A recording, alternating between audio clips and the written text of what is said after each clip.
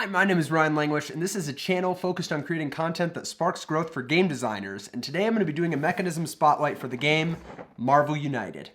Marvel United is a light cooperative game designed by Andrea Chiarvesio and Eric Lang, where players assemble a team of superheroes and try to defeat a villain before they can complete their evil schemes.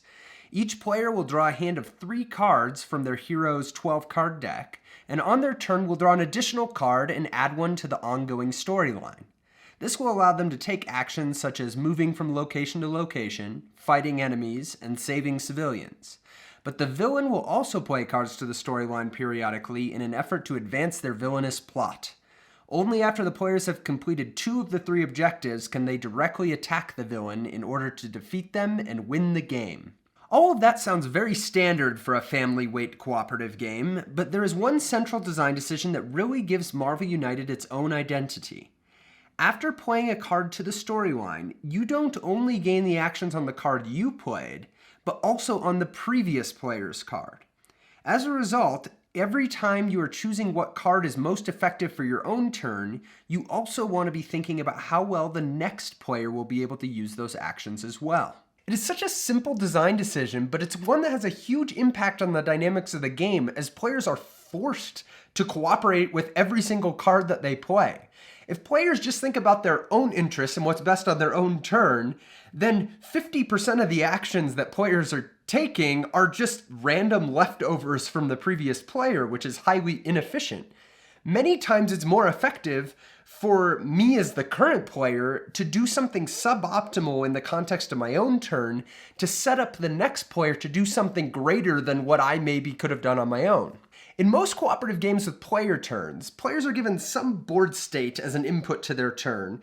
They're able to take actions to manipulate that board state, and then the new board state is kind of handed to the next player as the input to their turn.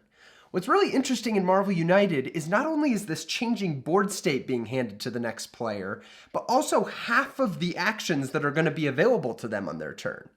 Compared to a game where you could take any 4 actions that you want, for example, this creates a lot of interesting decisions and required coordination between the players to play effectively. Additionally, it allows the game to get a lot of mileage out of 3 very basic actions. The game sounds almost too simplistic with only move, attack, and a heroic action as the possibilities for player actions. But the nuance comes in the varied combinations of those actions that you may have access to on any given turn. Suppose the player before you played a card with move and attack. Those actions are locked in and may open opportunities you hadn't considered when you were just looking at your own hand. Now if you play a move, you could actually get 2 locations away and perhaps mitigate a threat that you thought was out of your reach.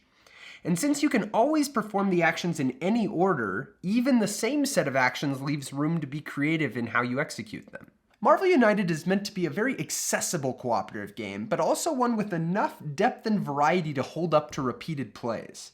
I believe that this simple card sharing mechanism is a brilliant way of achieving that goal. It sparks cooperation and interesting decisions among players while still being dead simple to understand.